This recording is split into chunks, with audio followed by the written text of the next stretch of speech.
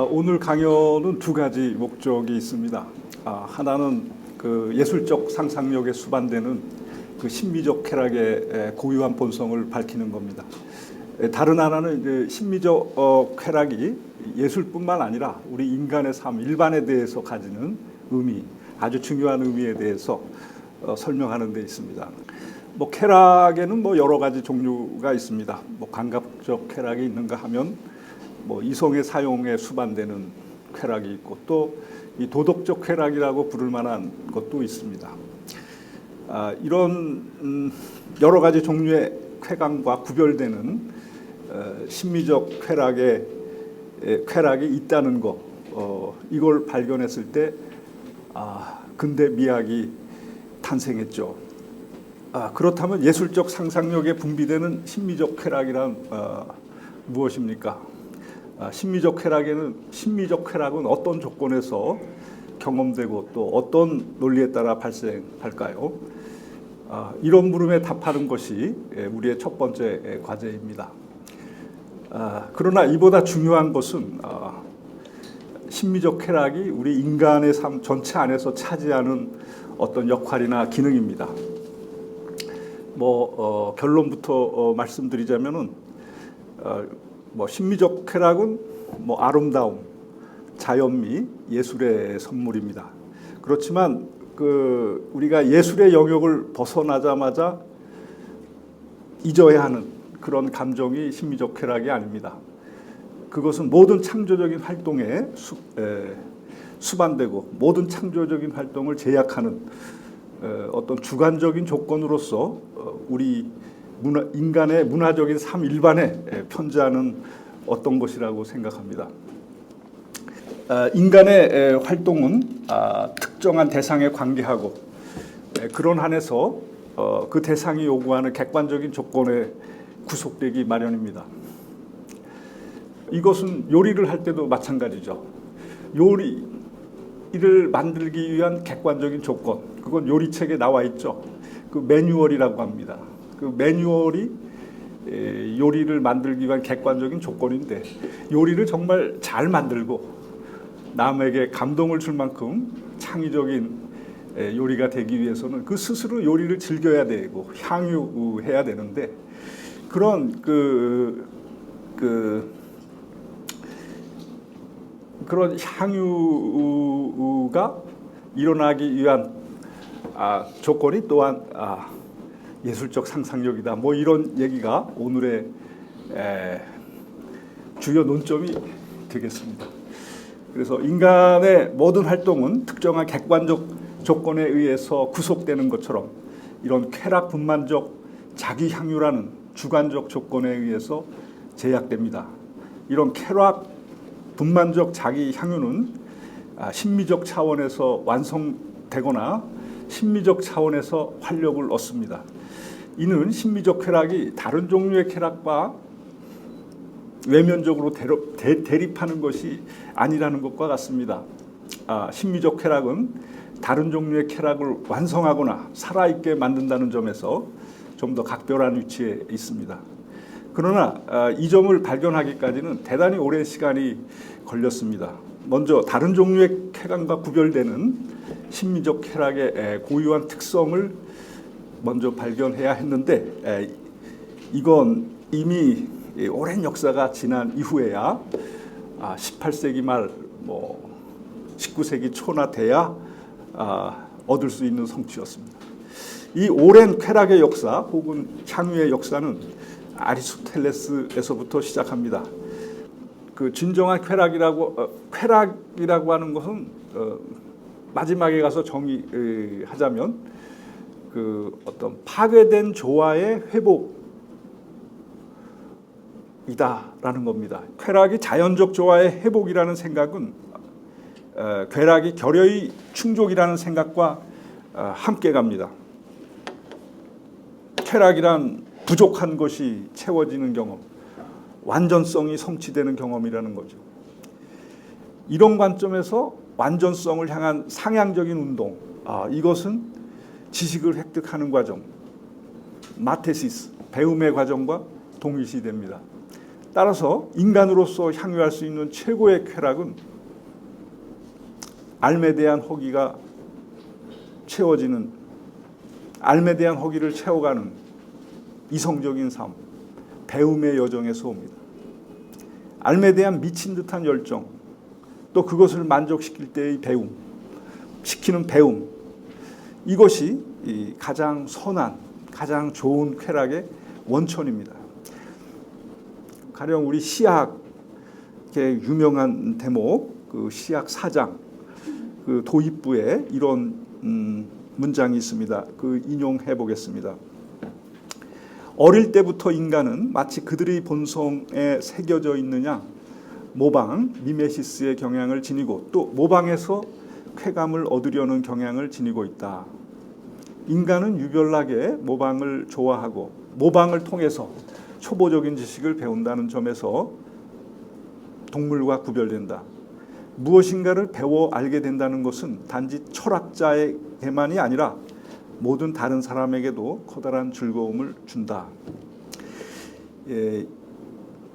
시약 4장 도입부에서 인용한 이 대목은 시의 기원을 설명하고 있습니다.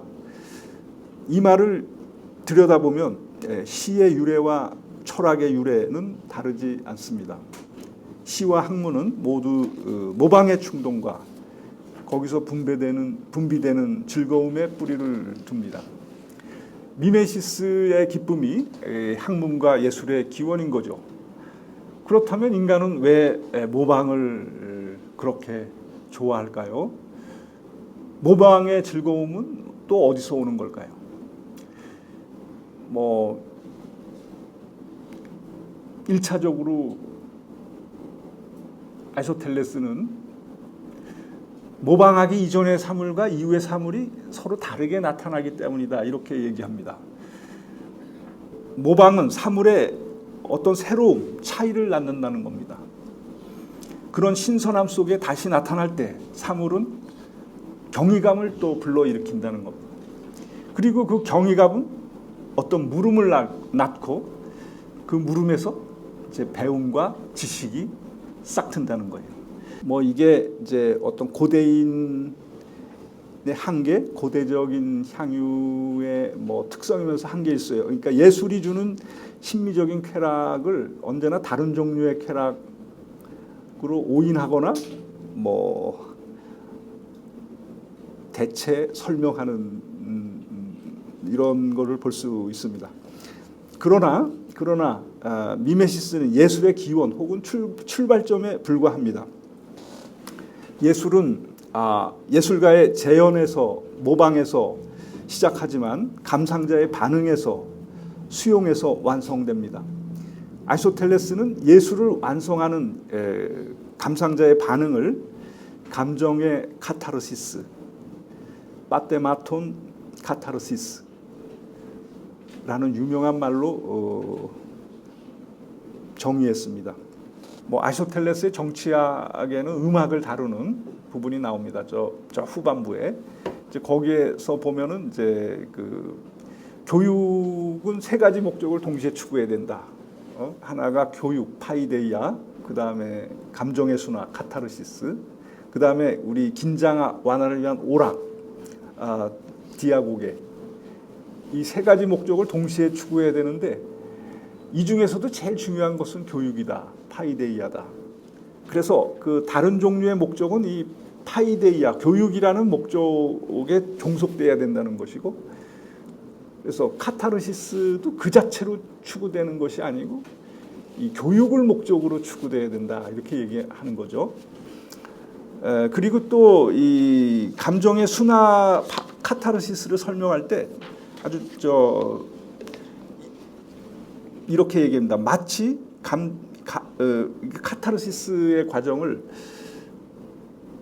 아리스토텔레스 자신의 말입니다. 마치 어떤 의학적 치료를 받아서 건강한 상태로 돌아가는 것, 이렇게 설명합니다. 그러니까 다시 어떤 건강을 회복하는 것, 영혼의 건강, 마음의 건강.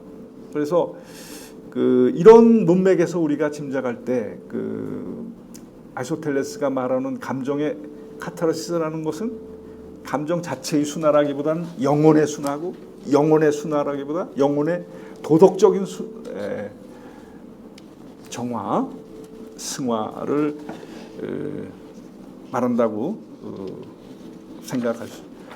추측할 수 있습니다. 그래서 이런 비극의 고유한 쾌감이라고 하는 것도 이제 어떤 순수 심미적인 쾌락으로 간주되지 않고 이제 뭐 도덕적인 쾌락이라는가, 그 이론적인 쾌감, 마테시스의 쾌감, 이렇게 다른 종류의 쾌감으로 간주했다, 이렇게 볼 수 있습니다.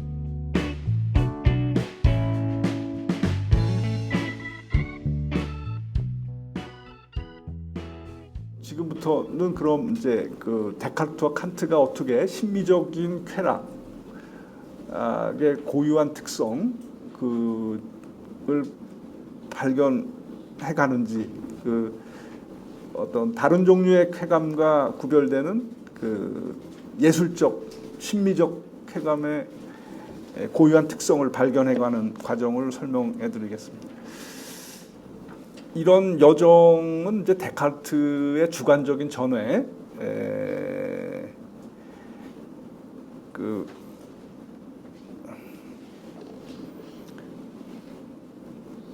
의해서 열리게 되고, 그 길 위에서 이제 칸트의 미학이 태어나는데, 이 데카르트의 뭐 예술론은 뭐 그렇게 체계적으로 전개되지 않았고, 이렇게 파편적인 형태의 어떤 기록만이 남아 있는데, 그러나 그걸 잘 이렇게 조합해 보면 이미 그 칸트의 미학이 나타날 수 있는 길이 벌써 다 열려 있다는 그런 생각이 들더라고요. 그런데 이제 뭐 하나만 말씀드리면 거의 유사한데, 뭐 공평하게 얘기하면 데카르트와 칸트의 차이는 아름다움의 보편적인 근거 또는 규정된 척도를 설정할 수 있느냐 없느냐 하는 겁니다. 데카르트는 아름다움이라는 것은 주관적인 쾌감이기 때문에, 또 예술적으로 장면화된 대상이 우리에게 그 어떤 즐거움을 불러일으킬 때는 그 욕망, 기대, 회상, 연상 같은 이 여러 가지 심리적 과정이 이제 응축되는데, 그 응축의 방식이 개인마다 다 다를 수밖에 없기 때문에 아름다움의 보편적인 근거를 설정한다는 건 불가능하다. 다 개인마다 달라다, 이렇게 얘기하는데, 칸트는 이제 이른바 센수스 코무니스, 그 공통감각이라는 개념을 끌어들여서 이런 그 아름다움의 보편적인 근거를 설정할 수 있다라고 생각을 했고, 여기서부터 근대 미학이 열리는 거죠. 그러니까 이 심미적 판단의 세계에서도, 심미적 향유의 세계에도 어떤 보편적인 합의 가능성, 보편적인 전달 가능성이 입증될 수 있다. 이게 이제 판락력 비판의 가장 중요한 메시지인데, 그러나 이제 이런 칸트의 미학은 이미 데카르트가 이뤄놓은 주관적인 전회가 열어놓은 길 위에서 자연스럽게 이루어지는 성취입니다. 데카르트는 근대 미학이 일어서기 위해 전제해야 하는 가장 중요한 관심을 환기시켰습니다. 그것은 인식의 객관적 조건과 구별되는 인식의 주관적 조건에 대한 관심입니다. 데카르트는 언제나 그 박식함, 현학에 대해서 부정적인 태도를 견지했습니다. 이론적 형식이나 박학에 벗어나 단순하고 소박한 자연의 상태로 돌아갈수록 우리의 정신이 창조적 상상력을 발휘할 수 있다는 신념인데요. 데카르트 철학에서 이런 신념은 양식, 봉성스라는 용어로 압축됩니다. 데카르트 방법서 이 양식에 대한 말로 시작하죠. 제대로 판단하는 능력이자 참과 거짓을 구별하는 능력으로 정의되는 이런 데카르트적인 의미의 양식은 배워서 얻는 능력이 아닙니다. 그것은 태어나면서 가지는 자연스러운 판단력이에요. 이때 자연스럽다는 것은 인의가 없다는 거, 순수하다는 거. 그렇기 때문에 창조적이고 생산적이라는 것을 말합니다. 양식이란 우리 정신에 내재하는 주관적인 판단력을 가리키는 말입니다. 이런 창조적인, 주관적이고 창조적인 판단력, 이건 판단의 형식적 규칙으로 객관화할 수 없는 거예요. 이렇게 매뉴얼처럼 이렇게 객관화할 수 없는 판단의 능력입니다. 이 어떤 노하우인데 이게 어떻게 이렇게 남한테 전달하기가 참 어려운 그런 이런 객관할 수 없다는 의미에서 판단의 주관적 원리라고 할 수 있습니다. 칸트의 비판 철학을 완성하는 판단력 비판은 이제 심미적 판단을 중심으로 전개됩니다. 그리고 심미적 판단의 분석은 이제 천재의 분석에서 정점을 이룹니다. 그래서 여기서부터 이제 칸트가 말하는 판단력, 상상력을 이제 설명하는데요. 핵심은 하여간 현시, 다슈텔룽 이 연출, 이 프리젠테이션 능력입니다. 상상. 칸트적인 의미의 천재는 자연을 대신해서 예술의 새로운 규칙을 부여하는 능력입니다. 자연과 문화의 경계에 서 있는 천재는 이 자연, 소산적 자연을 재현한다기보다 자연의 창조적인 능력, 다시 말해서 능상적인 자연을 재현합니다. 그리고 이를 통해서 다른 예술가의 독창을 자극합니다. 이제 이 심미적 판단의 이제 특성을 그 본론에서는 이제 4가지 계기를 통해서 분석해 갑니다.